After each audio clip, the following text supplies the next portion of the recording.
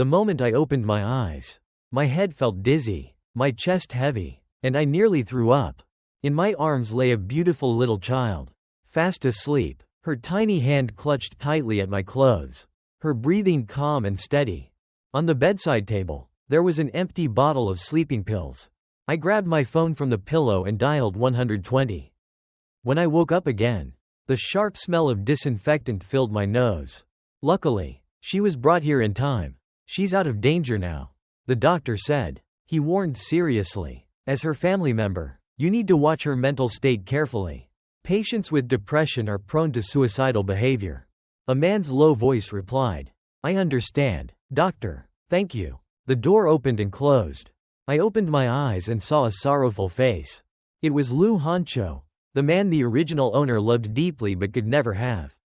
Where's an inn? My voice was still hoarse when I asked. Hancho turned at the sound of my voice. And when he realized I was awake, he suddenly exploded in anger. You still remember an inn? When you swallowed those pills, did you even think about her? Zhang Wanju, how old are you now? Are you still playing these suicide games? I calmly looked at him and waved my hand, thinking I wanted to speak to him. He frowned and came to sit by the bed. What is it? Come closer. He was impatient, but seeing my pale face, he leaned down anyway. I raised my hand and slapped him with all my strength. You're insane. The bright red mark on his cheek stunned him. I glared coldly. And what right do you have to scold me? Last night you were drunk all night with Trin Tri Wei. Did you ever think of me and an inn? I called you again and again. Told you I was in pain. What did you say? Last night, at a welcome back party for Trin Tri Wei, his first love, Hancho rekindled their romance. Using his phone, Tri Wei sent me a photo of the two of them, Hancho holding a glass of wine with a suggestive smile, while she clung to his waist like a little bird. Years of cold indifference from Hancho had already driven Zhang Wanju into depression. That picture broke her completely. She cried, called him over and over, and only after more than 10 tries did he pick up. Hearing her sobbing, his voice was indifferent. I see. He said, Zhang Wanju, if you want to die, just do it. No one will stop you. That one sentence pushed Zhang Wanju completely into the abyss. She swallowed the pills in despair, holding her daughter and tightly in her arms. If she was going to die, she wanted to take the child with her. When I regained consciousness in this body, I realized I had taken her place. The irony was, I didn't want to die. From now on, I would live well, for myself. And for the little girl. Lu Hancho stood frozen in place, his face stiff and unreadable. I turned my head, ignoring him, and whispered softly to the child still sleeping in my heart. Don't be afraid, and Mommy's right here. Her little brows twitched as if she heard me. In that instant, my heart softened completely. This poor child, so small, having to endure such a cruel mother and such a cold father. From now on, I'd protect her with everything I had. When I looked up again, Lu Hancho was still there, his gaze unreadable, his lips pressed tight. He said nothing, turned, and left the hospital room. I didn't care. The truth was, the original Zhang Wanju had spent years chasing him like a moth to flame, burning herself up while he remained cold and unfeeling. That part of her story ended the moment I woke up here. After a few days of hospitalization, I finally recovered enough to be discharged. I carried an in my arms, holding the prescription the doctor had given me. As I walked out of the hospital, I could feel the sunlight shining on my face, warm and real. Lu Hancho sent a driver to pick me up. He didn't come himself. I didn't mind. The old Zhang Wanju would have cried and begged, demanded his presence, but I wouldn't. Back at the Lu family villa, the servants greeted me nervously, as if they were afraid I might break again, and clung to my leg, her big eyes staring at me cautiously. I squatted down, gently stroking her little head. Don't be afraid, sweetheart. Mommy's fine. Mommy won't leave you anymore. Her eyes widened, stunned. Perhaps this was the first time she had heard such words from her mother. That night, I cooked for Anne and myself. Just a simple bowl of noodles. But she ate as if it was the most delicious meal in the world. Watching her eat with gusto, I felt my eyes sting. This child had been neglected for too long. Meanwhile, Lu Hancho didn't even come home that night. No surprise. He probably went to accompany his beloved Trin Tri Wei. The white moonlight he had yearned for finally returned. And in his eyes, no one else mattered. But that was fine. If he didn't come home, there would be no arguments. No hurtful words. I tucked in and into bed, kissed her forehead, and whispered, "From now on, it's just you and me. That's enough." Outside, snow had begun to fall, silently covering the cold, empty villa. Inside, in this small room, my heart was warmer than ever. The next morning, I woke up early to make breakfast for Anne. When she toddled into the kitchen, rubbing her sleepy eyes, she froze at the sight of me standing there with an apron on. "Mommy?" Her little voice trembled, uncertain, as if she couldn't believe it. I crouched down, scooping her into my arms. "Yes, Mommy is here. Come, let's eat together." Her tiny face lit up, and she clung tightly to my neck. That warmth spread through my chest like sunlight after a storm. For the first time, I felt that maybe this strange new life wasn't a curse, it was a chance. Later that day, Lu Hancho finally returned. His tie was loosened, the faint smell of perfume lingering on him. He had clearly spent the night elsewhere. When he walked into the dining room and saw me feeding Anne, his brows furrowed slightly. "You cooked?" His voice carried both surprise and doubt. "Yes," I said calmly, "and it needs proper meals." He stared at me, as if trying to figure out what had changed. The old Zhang Wanju would have seized the opportunity to cling to him, to beg for affection, but I simply wiped Anne's mouth with a napkin and kissed her cheek. Seeing that, Lu Hanchao's expression darkened. Though he said nothing, he went upstairs without another word. I almost laughed. So what if he didn't understand? I wasn't living for him anymore. That night, I tucked in and into bed, then sat by the window with a cup of hot tea. The snow outside glittered under the moonlight. I whispered softly to myself, "From now on, Zhang Wanju's story is mine to write." And this time, it would not end in despair. The days that followed were strangely peaceful. I focused on Anne, cooking for her, reading her bedtime stories, taking her outside to play when the snow melted into slush.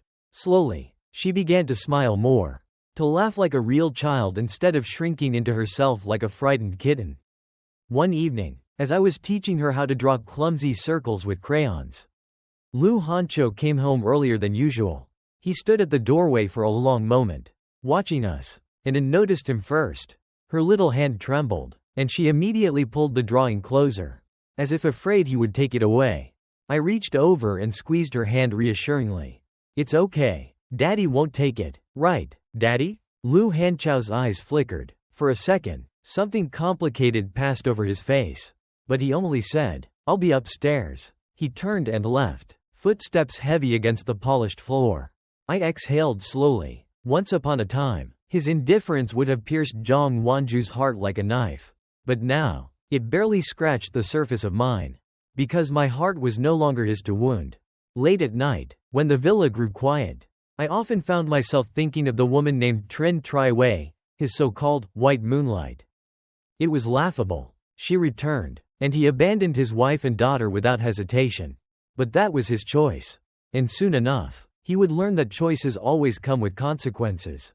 I looked at the little girl sleeping soundly beside me, and Anne's long lashes fluttered in her dreams. I brushed a strand of hair away from her face and whispered, "Don't worry, sweetheart. Mommy will protect you. From everyone." This time, I meant every word. A week later, Lu Hancho finally spoke to me again. He entered the living room, where I was teaching Anne how to stack blocks. His gaze swept over the scene, lingering for a moment on the child's bright smile, before landing on me. "You've changed," he said flatly. I looked up at him, unbothered. People who nearly die often do. His jaw tightened, as if he wanted to say more, but he swallowed the words. After a long pause, he muttered, "I'll increase Anne's allowance." Allowance? I almost laughed out loud. Did he really think money was what she needed? "She doesn't need more money," I said coldly. "She needs her father. But since you don't plan on being one, I'll handle it myself." His face froze, but I didn't look at him again. Instead, I scooped Anne into my lap, her little arms wrapping around me. For once, the silence was mine to control. Soon, gossip began to swirl outside. Trin Tri Wei was back, appearing on social media, attending high-end events with Lu Hancho at her side. Photos of them together flooded the internet, Two people who looked like they belonged together. Beautiful and untouchable. And what about me? The pitiful wife no one cared about. But this time, instead of feeling humiliated, I only felt detached. When the servants whispered behind my back, I didn't even bother to correct them. Let them talk. At night, when Anan was asleep, I stood in front of the mirror and finally saw clearly: pale skin, dark circles, a woman drained of life. That wouldn't do. If I was going to rebuild this life, I had to start with myself. So the next morning, I put on a clean dress, brushed my hair properly, and even added a touch of lipstick. When Anan saw me, her little mouth formed an "Oh, Mommy, you're pretty." I laughed softly, kissing her cheek. "Thank you, sweetheart. From now on, Mommy will always be pretty for you." That same day, Lu Hancho returned home earlier than usual. When he stepped into the villa and saw me waiting at the dining table, dressed elegantly, his steps faltered. It was subtle, but I noticed. "Dinner is ready," I said calmly, as if nothing had changed. He sat down silently. For once, we ate together, with an in between us. She giggled as she struggled to use her chopsticks, noodles slipping back into the bowl. I leaned over to help her, my hand steady. Hancho watched the scene quietly. His gaze lingered on my face longer than it should have. But when our eyes met, he quickly looked away. I didn't press. Let him stew in confusion. I wasn't the desperate woman chasing after him anymore. And the more he realized that, the more unsettled he seemed. That night, when I tucked Anan into bed, I felt a quiet satisfaction settle into my chest. The tables were turning. The next weekend, the Lu family hosted a dinner party. It was, of course, arranged for Trin Tri Wei, to welcome her back into society and parade her as the jewel of Lu Hanchao's arm. The old Zhang Wanju would have sulked, begged, maybe even caused a scene. But I chose a different path. I dressed in a graceful gown, my hair swept neatly into place, a light touch of makeup highlighting my features. When I entered the banquet hall with Anan holding my hand, whispers rippled through the crowd. She actually came? I thought Mr. Lu wouldn't let her show her face anymore. Look at her, she's glowing. For once, their eyes weren't filled with pity. They were filled with surprise. Across the room, I saw Lu Hancho with Trin Tri Wei at his side. She wore white, elegant and fragile, leaning close to him as if she belonged there. When his gaze unexpectedly fell on me, I didn't flinch. Instead, I smiled faintly and guided Anan toward our seats. People greeted me, some out of courtesy, others out of curiosity. I responded with poise, never once lowering myself. Later, during the dinner, Tri Wei accidentally spilled wine near me, her voice soft and apologetic. "I'm so sorry, Wan Zhu, I didn't mean to." The room quieted, waiting for drama. I calmly dabbed the stain with a napkin, then looked up at her with a polite smile. "It's all right, accidents happen. You should be more careful next time." My composure left her stunned. She had expected tears or anger, not grace. Out of the corner of my eye, I caught Lu Hancho watching me, his brows slightly furrowed. Good, let him wonder. After the banquet, as the guests dispersed, I took Anan by the hand and prepared to leave. But Lu Hancho suddenly blocked my path. "You handled yourself well tonight," he said, his voice lower than usual. I raised a brow. "Did you expect me to embarrass you?" His lips pressed together. He didn't answer, but the silence spoke volumes. I smiled coldly. "Don't worry, I no longer live for your approval, Mr. Lu." Before he could respond, I walked past him, Anan's small hand warm in mine. That night, in the car, Anan leaned against me sleepily. "Mommy, you were so pretty tonight." I kissed her hair. "Thank you, baby. As long as you're proud of me, that's all that matters." Days turned into weeks. I threw myself into building a better life, not just for Anan, but for myself. I signed up for art classes, something the old Zhang Wanju had always loved but never pursued. While I sketched in the studio, Anan played quietly beside me. The other women there looked at me curiously. Some even approached me, striking up conversations. For once, I wasn't just Mrs. Lu, an afterthought in her husband's shadow.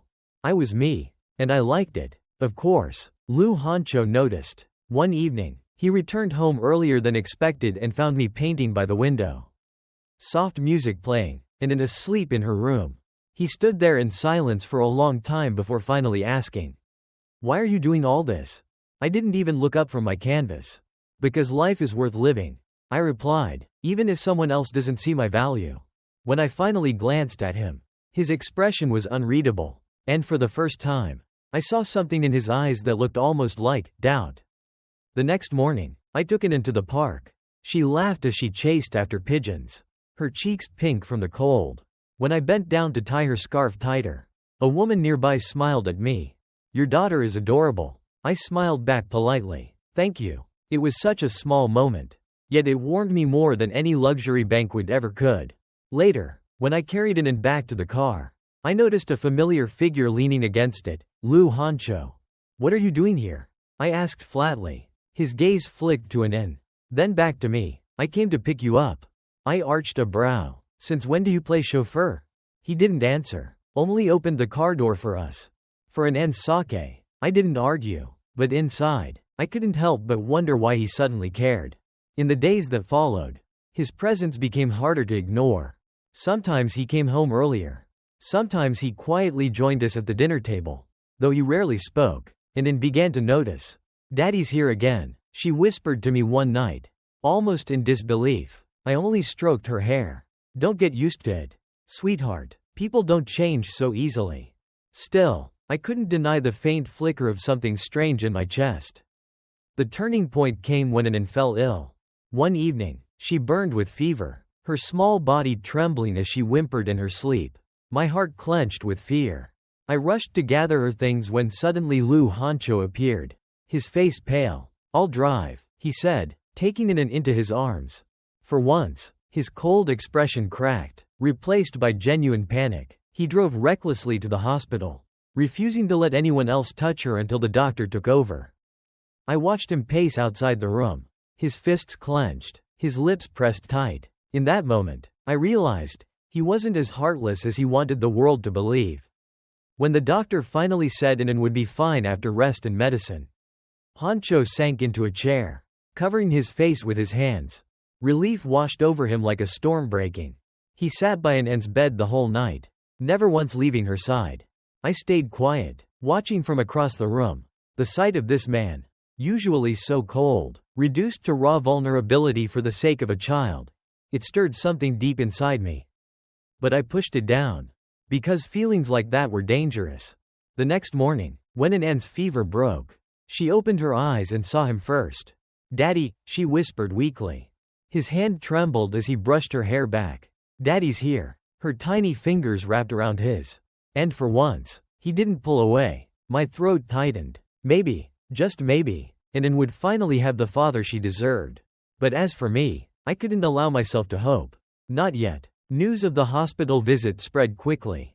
The Lu family's relatives whispered about how much Hancho cared for his daughter, how devoted he seemed as a father. But of course, tongues wagged about me too. "Did you see? She actually looks different now.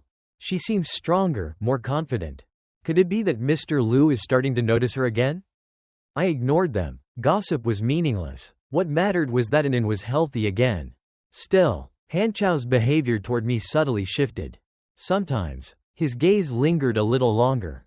Sometimes, he asked questions about Anne's meals or my day, though awkwardly. One night, as we crossed paths in the hallway, he stopped me. "Wan Zhu." I turned, my hand still on the doorknob. "What is it?" He hesitated, as if words caught in his throat. Finally, he only said, "You've changed." I gave a faint smile. "I told you before, almost dying tends to do that." Then I closed the door behind me, leaving him standing in silence. Life continued like that, uneasy, shifting, fragile. Trin Tri Wei was still around, her shadow cast long over the Lu family. She attended events with him, posed for photos, whispered sweet words. But now, when I saw their faces in the papers, I didn't crumble. Because every night, when I tucked Anne into bed and she whispered, "Good night, Mommy," I knew I already had everything that mattered. And maybe, just maybe, the balance of power in this broken marriage was beginning to shift. The following weeks were filled with quiet changes. Lu Hancho's presence at home became less of a rarity. At first, he would simply sit at the table while Anne and I ate, his phone in hand, barely speaking, but gradually, he started asking how her day had been, whether she liked her food, even complimenting her drawings, and it blossomed under his attention. Her laughter brighter, her steps lighter. One evening, after dinner, she tugged on his sleeve. "Daddy, read me a story." He froze, clearly unprepared, but when she placed the book in his lap, he cleared his throat awkwardly and began to read. His voice was stiff at first, almost mechanical, but it nestled against him. Listening intently, I stood in the doorway, watching quietly. The scene tugged at my heart in ways I didn't want to admit. Later that night, as I tucked in and into bed, she whispered, "Daddy's not so scary anymore." I smiled faintly. No, not anymore, but in my own heart. I couldn't forget the years of coldness, the cruel words, the nights of despair. One tender gesture wouldn't erase that pain. Still, I couldn't deny the truth, he was trying. Not long after, an invitation arrived at the villa, a charity gala hosted by the city's elite. As always, Trin Tri-Wei's name was on the list of honored guests. I considered declining, but something inside me refused to shrink back. That evening, I dressed with care. A deep blue gown, simple but elegant, paired with a touch of jewelry. When I walked down the staircase, Hancho was waiting by the car. His eyes flickered, lingering just a moment too long before he looked away. At the gala, whispers followed us like shadows. "Isn't that Mrs. Liu? She looks stunning tonight. Didn't they say Mr. Liu only favored Miss Trin?" I smiled faintly, letting the words wash over me. For once, they didn't sting. Later, as the music played, Hancho leaned closer. "You've really changed." I tilted my head, my smile cool. "I told you before.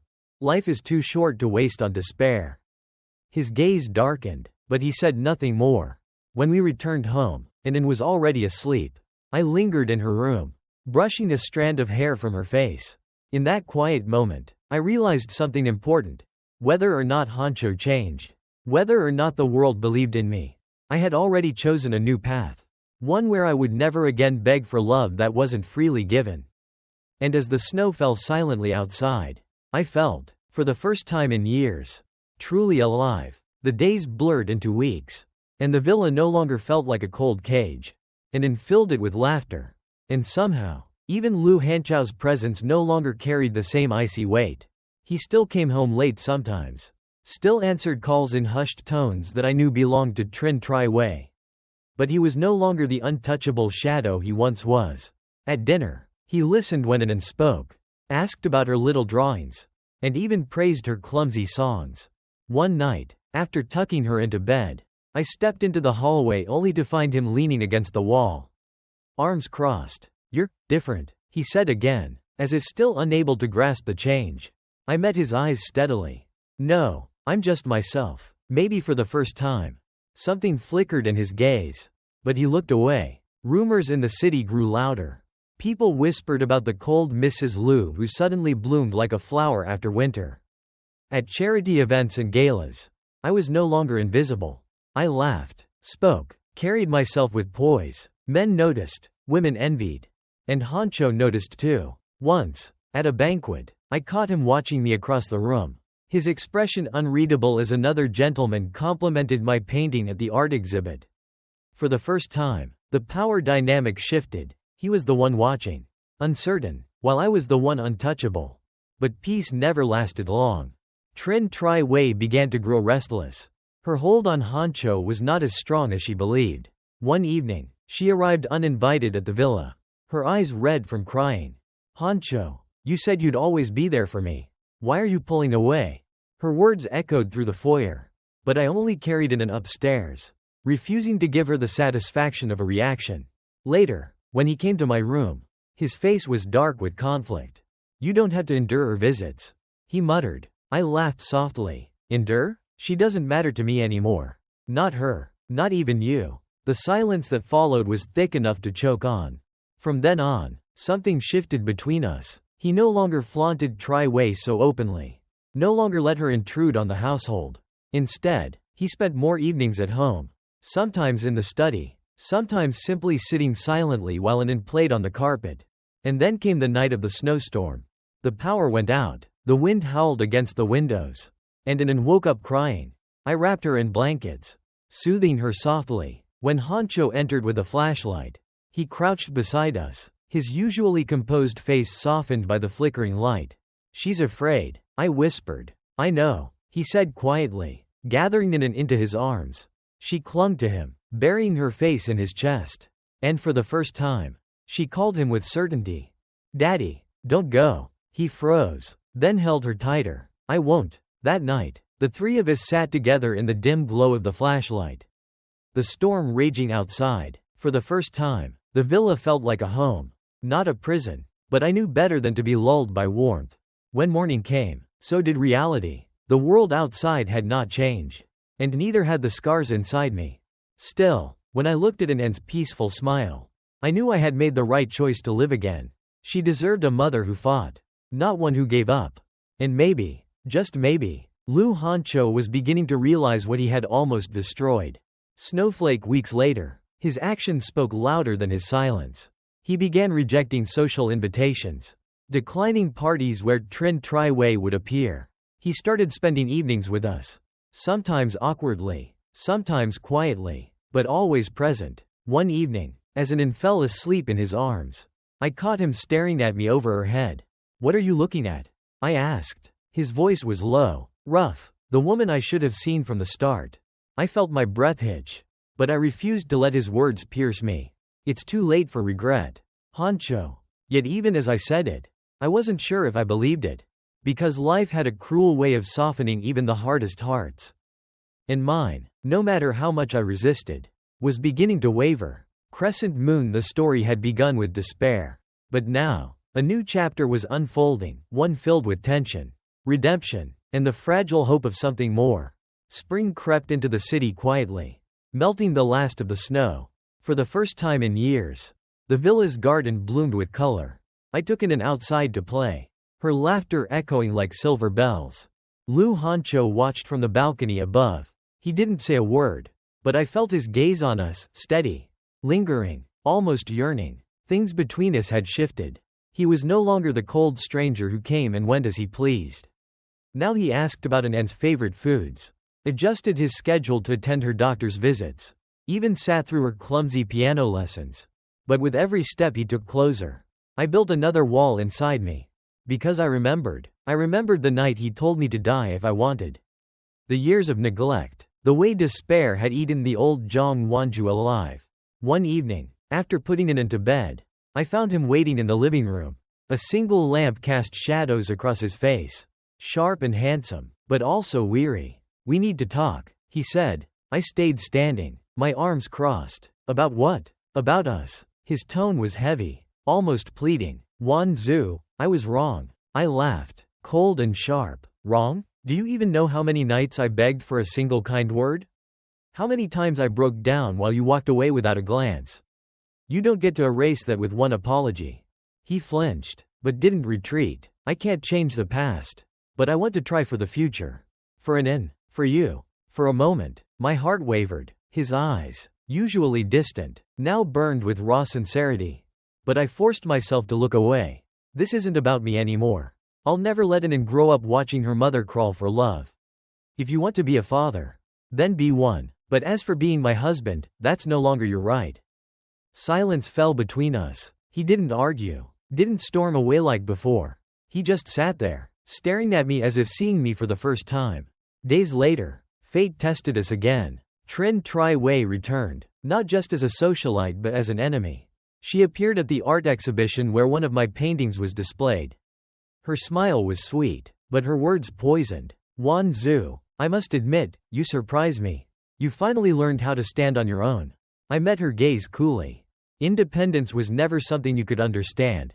Her lips twitched, but she leaned closer. "Don't be too proud. Hanchao's heart has always been mine. You're just the shadow standing in the way." Once, such words would have shattered me. Now, they only made me laugh. "Then you should be more worried, Miss Trin, because for a man who belongs to you, he certainly spends all his nights at home with me and our daughter." Her face froze, the smile cracking. For the first time, she realized she was no longer fighting the same weak, desperate woman she once toyed with. That evening, when I returned home, Hancho was waiting. "I heard what you said to her."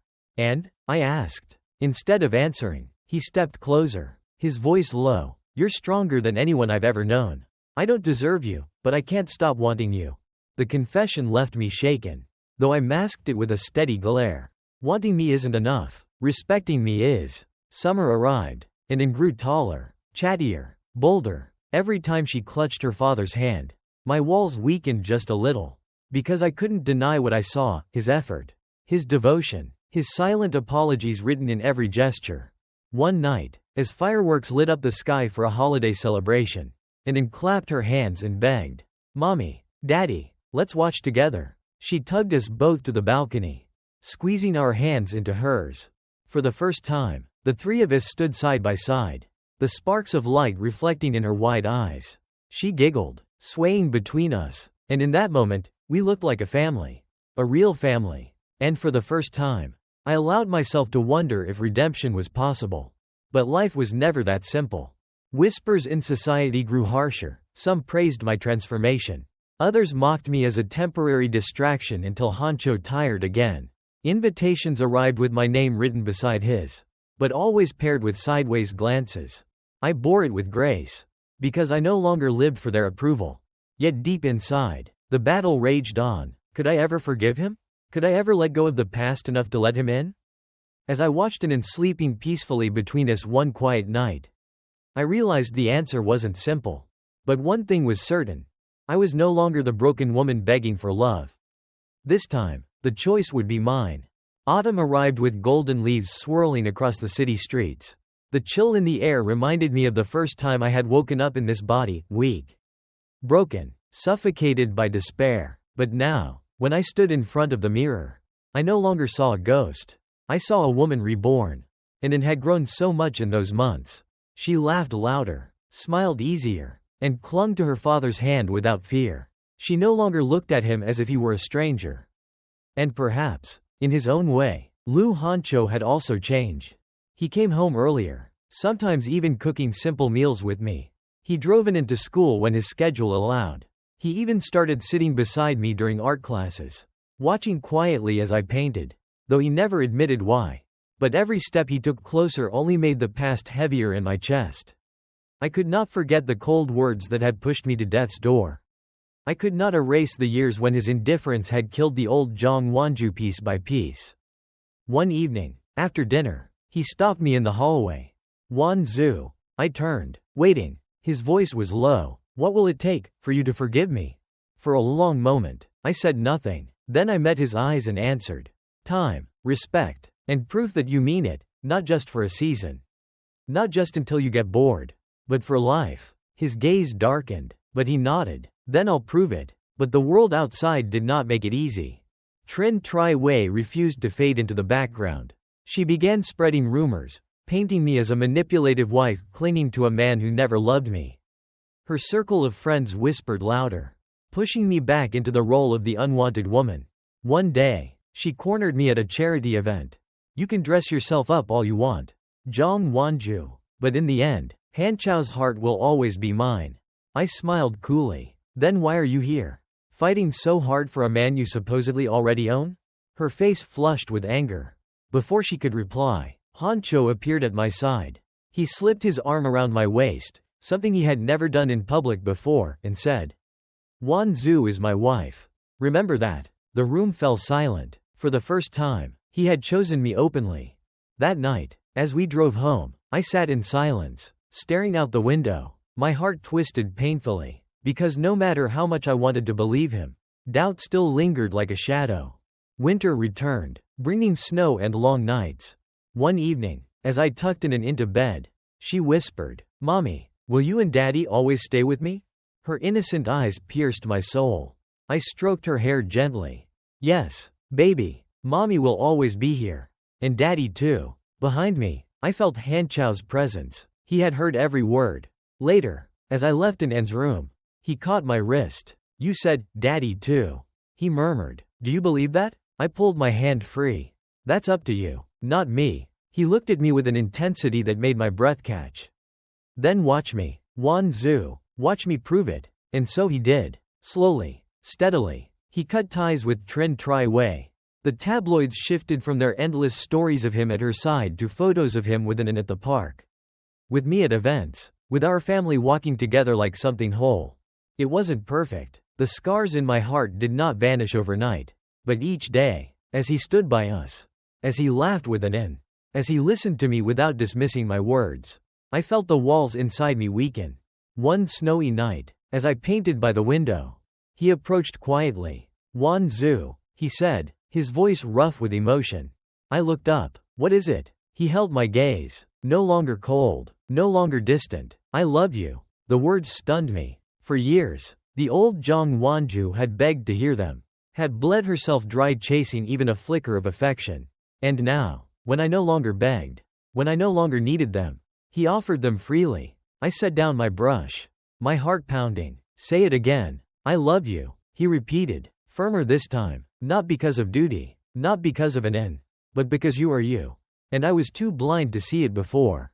Tears stung my eyes, though I tried to hold them back. "Then prove it every day, Hancho. Because love isn't just words, it's how you choose to live." He stepped closer, his hand trembling as he touched my face. "Then I'll spend the rest of my life proving it." That night, as snow blanketed the world outside, something inside me finally thawed. I wasn't the same broken woman anymore. I wasn't the desperate wife clinging to scraps of affection. I was reborn. And maybe, just maybe, this was the beginning of something real.